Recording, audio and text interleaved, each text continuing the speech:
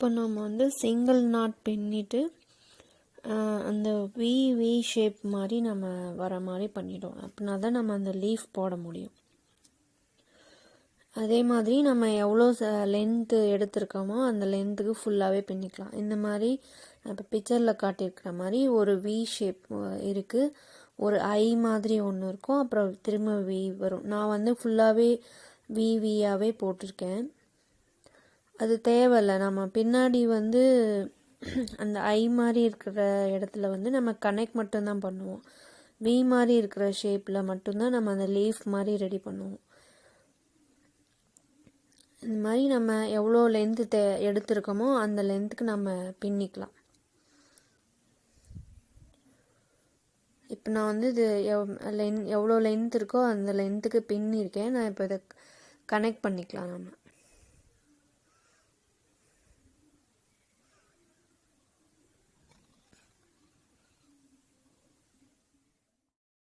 நம்ம இப்போ எங்கே ஆரம்பித்தோமோ அந்த ஃபஸ்ட்டு நாட்டில் வந்து உள்ளே விட்டு கனெக்ட் பண்ணிக்கலாம். அது சிம்பிளாக நம்ம போடுறது தான்.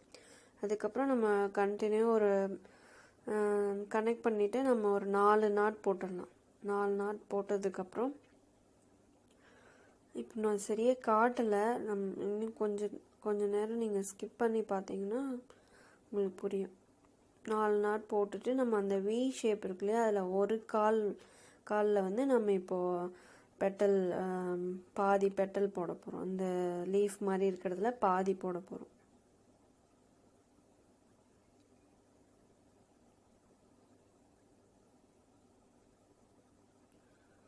ரெண்டு தாட்டி சுற்றிட்டு இப்போ அந்த வி ஷேப்பில் உள்ளே விட்டு வெளியே எடுத்துட்டு ரெண்டாக விட்டோன்னா நம்மளுக்கு வந்து 3 நாட் கிடைக்கும்.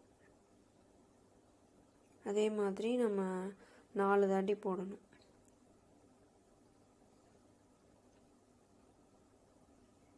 1 2 3. இதுக்கப்புறம் அதே மாதிரி 2 சுற்றிட்டு 3 கிடச்சிருச்சு. இப்போ இன்னும் 1 போடணும். 1 2 3.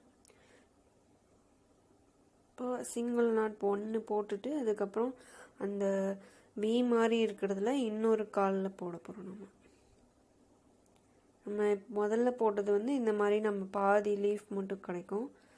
இன்னொரு காலில் போடும்போது நம்ம ஃபுல்லாக அந்த லீஃப் இலை மாதிரி கிடச்சிடும் நம்மளுக்கு, ஹார்ட்டின் மாதிரி.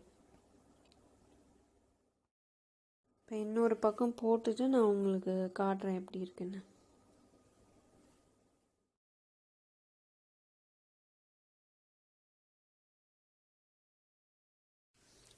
இன்னொரு பக்கம் பின்ன வாட்டி இப்போது இந்த மாதிரி நமக்கு லீஃப் மாதிரி கிடைக்கும், ஹார்ட்டின் மாதிரி. அதுக்கப்புறம் அடுத்த வி வந்து நான் வி மாதிரி பின்னிருக்கிறதுனால நான் அதை ஸ்கிப் பண்ணிவிட்டு அடுத்த வியில் வந்து நான் இதே மாதிரி போடணும்.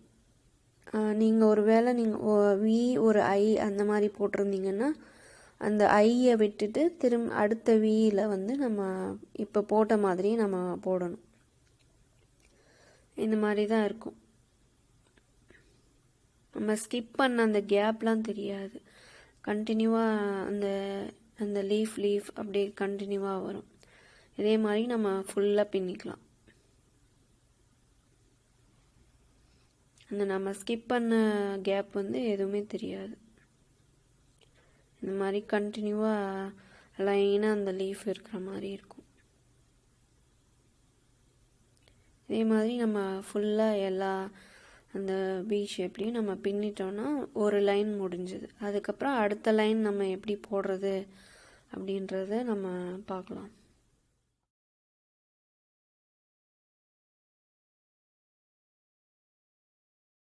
இப்போ நான் வந்து எல்லா வீலையும் நான் இப்போ பின்னிட்டேன்.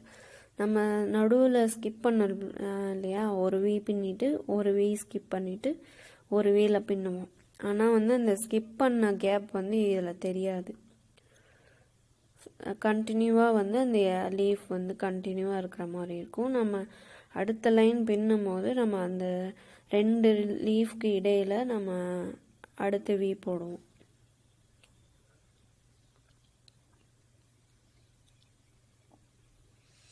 இப்போ நம்ம வந்து ஒரு 4 நாட் போட்டுக்கலாம். நான் மிஸ்டேக் பண்ணியிருப்பேன். இதை வந்து நீங்கள் விட்டுருங்க. நான் சிக்காயிடுச்சு அப்படின்னு சொல்லி பிரிச்சிருவேன், திரும்ப போடுவேன்.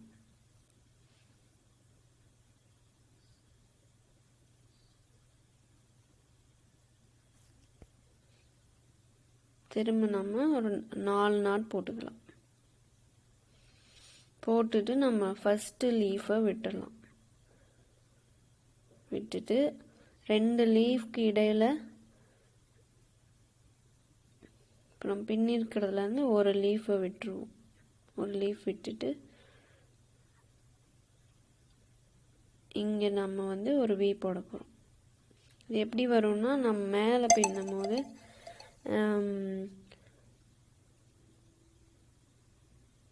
அந்த ஸ்கிப் பண்ண வீல வந்து நம்ம போட்டு எடுத்துடலாம்.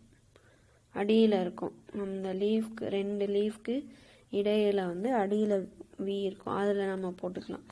ஐயா போட்டிருந்தீங்க அப்படின்னா அந்த இடையில இருக்கிற ஐயில் நம்ம உள்ளே விட்டு எடுக்கலாம். உங்களுக்கு அது கன்ஃபியூஷனாக இருக்குது அப்படின்னா எல்லாமே வீயாகவே போட்டுருங்க. அப்படின்னா உங்களுக்கு எந்த கன்ஃபியூஷனும் வராது. இப்போ 2 லீஃப்க்கு இடையில ஒரு லீஃப் வர மாதிரி நம்ம பின்னணும். இந்த மாதிரி வந்து 2 லீஃப்க்கு நடுவில் ஒரு லீஃப் வரணும். அதுக்காக நம்ம அந்த இடத்துல ஒரு V போட்டுக்கணும். பிக்சரில் இருக்கிற மாதிரி நீங்கள் பார்த்துங்க.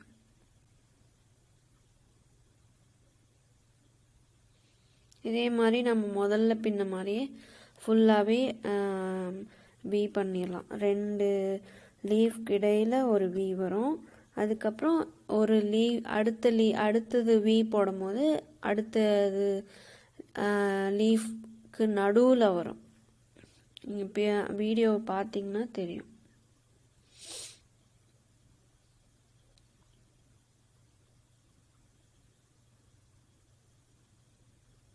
இப்போ வந்து ஒரு V நம்ம இப்போ பின்னிட்டோம். அடுத்தது வந்து அந்த லீஃப் இருக்குல்ல, அந்த லீஃப் நடுவில் ஹோல் இருக்கும், அதில் நம்ம பின்னணும்.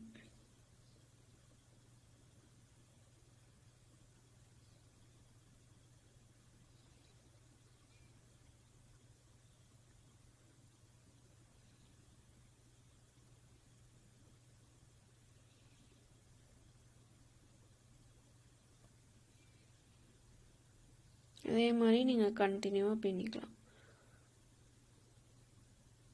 நம்ம ஸ்கிப் பண்ண V வந்து அடியில் இருக்கும், அதில் வந்து நம்ம ஒரு V போட்டுடலாம்.